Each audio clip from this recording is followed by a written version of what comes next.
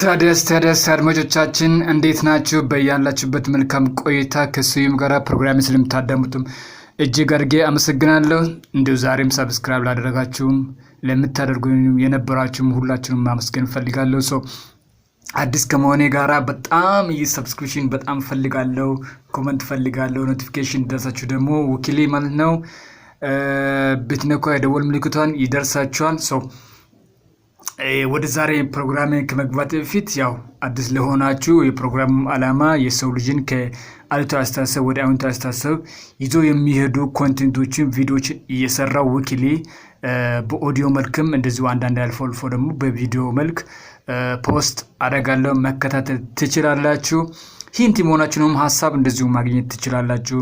ምክንያቱም ፉሊ 100% ማግኘት የሚችሉ አይመስለኝም። ምክንያቱም በትንሽ ሀሳብ ትልቅ ሀሳብ ማምጨት ትችላላችሁ። ሰው እስከመሆናችሁ ልክ ማለት ነው። ሰው በዚህ ልክ ሁሌ ቪዲዮ እየሰራሁ ለእናንተ አቀርባለሁ ማለት ነው። ስሜ ስዩም ይባላል። ከባክግራውንድ በፕሮፌሽን ደረጃ ደግሞ የኮንስትራክሽን ቴክኖሎጂ በኢንጂነሪንግ ዘርፍ የመጀመሪያ ዲግሪ አለኝ። ህዝብና መንግስትንም እንደዚሁ እያገለገልኩ ይገኛለሁ። ሰው ይህን ታሪኬ ይህን ይመስላል ባጭሩ። የዛሬ ፕሮግራሜ ምንድነው የመጥፎ ሀሳብ ምንጭ ምንድነው የሚለውን ሀሳብ አብራርላችኋለሁ። ምንጮቹ ምንድናቸው የሚሉትን ነገሮች ምናምን ሰፋ አድርጌ ልተነትን ሞክራለሁ። ተከታተሉኝ፣ እንቀጥል። ኦኬ። አሁን ባለንበት ዓለም የመጥፎ ሀሳብ ምንጭ የሰው ልጅ አእምሮ ነው ማለት ይቻላል።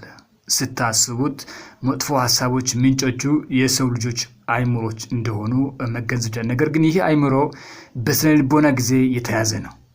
ይህ አእምሮ የሰው ልጅ አእምሮ በስነ ልቦና ጊዜ የተያዘ ነው። ይህም አንደኛው የመጥፎ ሀሳብ ምንጭ ትናንት ሲሆን፣ ሁለተኛው ደግሞ ነገ የምንለው የስነ ልቦና ጊዜዎች ናቸው። እኚህ ሁለቱ ትናንትና ነገ የምንላቸው የስነ ልቦና ጊዜዎች የሰው ልጅን አእምሮ ለመያዝ የተፈጠሩ ናቸው። ስለዚህ በአጠቃላይ በዚህ ዓለም የሰው ልጅ በትናንትና በነገ ጊዜ ላይ የታሰረ የአእምሮ ባለቤት ነው ማለት ነው ባጭሩ።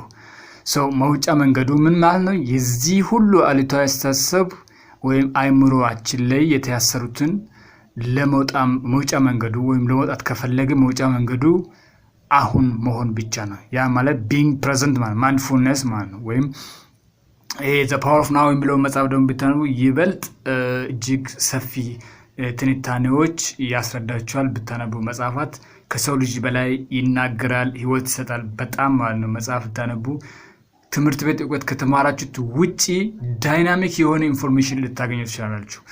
መጽሐፍ አንብቡ። ያው የሁሌ ሪኮሜንዴሽን ነው። ምክንያቱም እኔ ምክር አለወጠኝ ምንም አለወጠኝ የለወጠኝ መጽሐፍ ነው። ህይወትን በጣም ከሰው በላይ ስለሚናገር ማለት ነው። አንብቡ እያልኩ መውጫ መንገዱ the power of now የሚለው ወይም being present ኦኬ መሆናችን። being present ማለት እንግዲህ ራሳችን ሀሳብን ጸጥ በማድረግ ምንም ሀሳብ የትናንትና የነገ ሀሳብ ሳይኖር ሀሳብ ሲጠፋ አሁን በምትሆንበት ጊዜ ውስጥ ምን ይገለጣል? ፓወር ኃይል ይገለጣል ማለት ነው። ያ ትልቁ የራሳችሁ ለመቀየር ወይ ሰልፍ አዌር እንድትሆኑ ከሚያደርጉ ነገሮች አንዱ እሱ ነው። ቢንግ ፕሬዘንት በጣም ኢምፖርታንት ነገር ነው ራሳችን ለመቀየር። የሚገርመው ነገር አእምሮአችን በትናንትና በነገ ጊዜ ውስጥ ይዞ የሚሄዱ እንትኖች ናቸው፣ እኚህ ጊዜዎች ናቸው። እኚህ አካላችን እዚሁ ትተን እዚሁ አስቀምጦ አእምሮአችን ግን ወደፊትና ወደ ኋላ ይዘው የሚሄዱበት ምስጥራት አለው። ምስጥሩም ስትረዳ አንተ ወይ አንቺ አሁን እንድትሆን ማድረግ ነው። ጽንሰ ሐሳቡም እንዴት ካልከኝ አሁን ከወንክ ማንም አያዞርህም፣ አትታሰርም። ለዚያ አንተ ለመያዝ የግድ የትናንትና የነገን አንተን ለመያዝ ማለት ነው። ሐሳቡ ገብታችሁ አንተን ለመያዝ ወይም አንቺን ለመያዝ የግድ የትናንትና የነገን ጊዜ አእምሮ መፍጠር አለባችሁ። ምን ማለት ነው? የሰው ልጆችን ለመያዝ ወይም የሰው ልጆችን አእምሮ ለመያዝ የግድ የትናንትና የነገ ጊዜ መፍጠር አለባችሁ።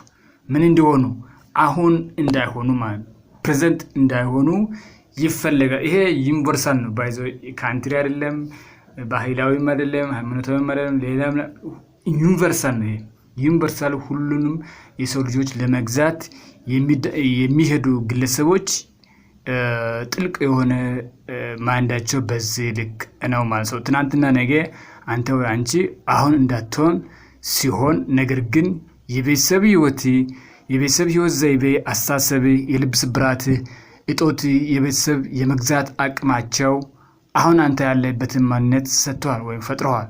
ስለዚህ ትናንት በችግሮች ተተብትበ ሊሆን ይችላል። ኦኬ ነገር ግን አንተ ድንቅ የፈጣሪ ልጅ ለየትኛውም ችግር መፍትሄ መስጠት የምትችል ኦኬ ኢንፊኒቲቭ መፍትሄዎች እንዳሉ ለየትኛውም ችግር ማለት ነው። አንተ ሰነፍ ነህ፣ ጎበዝ ነህ፣ እከለነ ምናምን ኤክስተርናል የሆነ እከለ በሰየመው አይደለም። አንተ ከምናገረው ከስሜት በላይ ነህ። ኦኬ ሶ ራሳችንን በጣም በሰልፍ አዌር ስንሆን የራሳችን ምን ይኖረናል አቅጣጫ የሆነ ኮምፓሳችን ከማንኛውም ሰው የተለየ ኮምፓስ ይኖረናል ማለት ነው። ሰልፍ አዌር አለ ማለት በቃ ማንም እኛን አይዘውረንም፣ ሊዘውረንም አይችልም። ሶ ኢንቴንሽናሊ ዩኒቨርሳል የዓለምን የምንመለከትበትን መነጽር ኦልሞስት አግኝተነዋል ማለት ነው።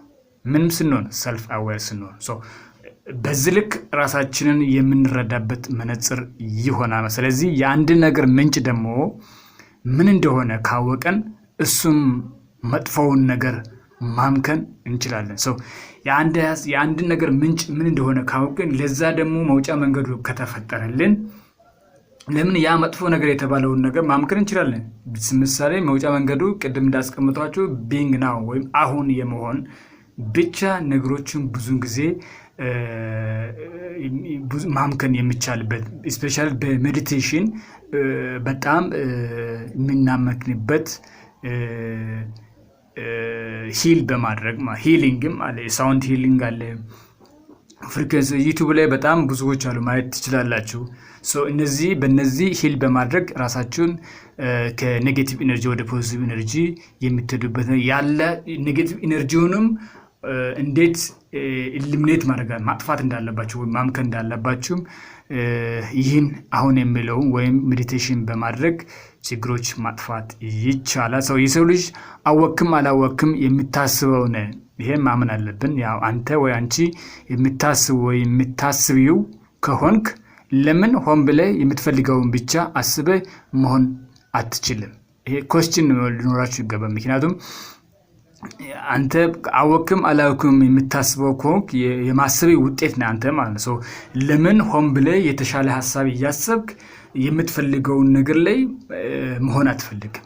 ምክንያቱም የማይጠቅምህን ነገር ወደ ራስህ ከምስበው የምትፈልገው ላይ ብቻ ፎከስ በማድረግ ትኩረት በመስጠት ወደ ራስህ እንዲመጣና ያን የምትፈልገው ነገር ላይ ሆነ ደስታን የምታገኝበት እርካታ ከራስህም አልፈ ሌላው የምትበቃበት ህይወት እያለ ማሰው ይሄንን ብትሉት የውጭው ዓለም ያንተ የውስጠኛው ዓለም ነጸብራቅ መሆኑን መረዳት አለባችሁ።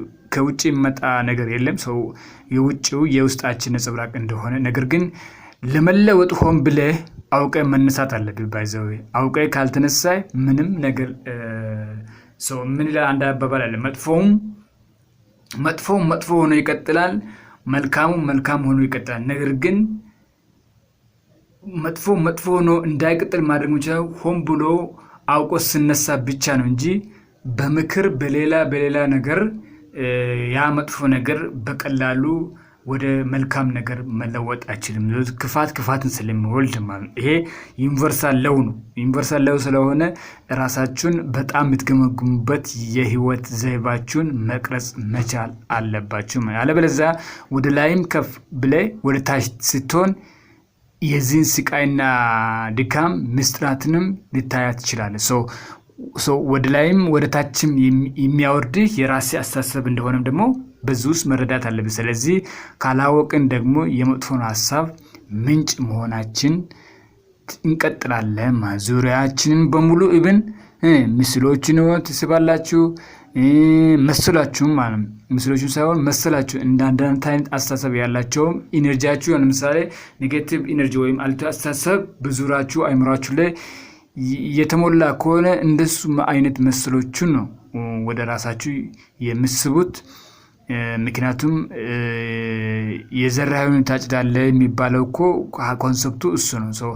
አንተ መስሎች ጋር ወይም ማህበረቶቹ የለም ካንተ ጋር ያሉት የራሴ አስተሳሰቦች ናቸው፣ በዙሪያ የከበቡ ሰዎች በአጠቃላይ ማለት ነው። ይሄን ህይወትን መገምገም ትችላለህ። ይሄ የሚዋሽ ነገር የለም፣ የሚደበቅ ነገር የለም። መጽሐፎችም በጣም ታምረኛ መጽሐፎች አሉ። በጣም ህይወት ቀያሪ መጽሐፎች አሉ። ስፔሻሊ እኔ ሪኮመንድ ማድረገው ሁሌ ሰልፍ አዌር የሚያደርጉ መጽሐፎች እንድታነቡ አጥብቄ ሪኮመንድ አደርጋለሁ። ከዛ ውጪ የፐርሰናል ሪኮመንዴሽን አይሆንም። ይሄ በቃ መጽሐፍ ሪኮመንድ ማድረግ ቶታሊ እኔ ከማያወራው ከምናገረው ሰው ከምናገረው በላይ መጽሐፍ ይናገራል ብዬ ስለሚያምን ነው። ለዚህ ነው አንብቡ የሚለው። ሰብስክራይብ ደግሞ ብታደርጉኝ ቤተሰባችሁ ብትሆኑ እጅግ በጣም እንተጋገዛለን። ሪኮመንድ ብታደርጉኝም የምትፈልጉትን ነገሮች ኔጌቲቭን ፖዚቲቭ ሀሳቦችን መጻፍ ትችላላችሁ። ቀጣይ ሳምንት እስከምንገናኝ በዚህ ሳምንት እንግዲህ ይህን ይመስላል። ባይ እያልኩ አመሰግናችኋለሁ። ቻው